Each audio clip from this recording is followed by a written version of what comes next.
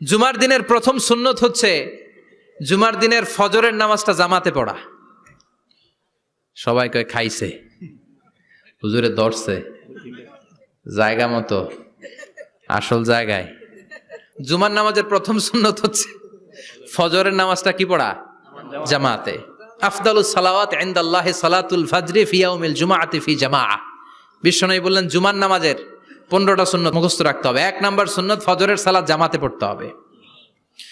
2 নামাজ মুনাফিকদের কাছে সবচেয়ে কঠিন, একটা হচ্ছে ফজরের নামাজ আর একটা এশার নামাজ। এক আলেমকে জিজ্ঞেস করা হলো ফজরের বাতাসটা এত ঠান্ডা আর স্নিগ্ধ কেন?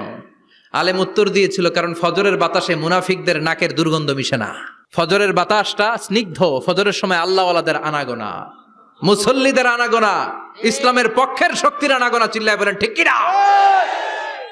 মসজিদে নববীতে জুমার নামাজের দৃশ্য আর ফজরের নামাজের দৃশ্য ছিল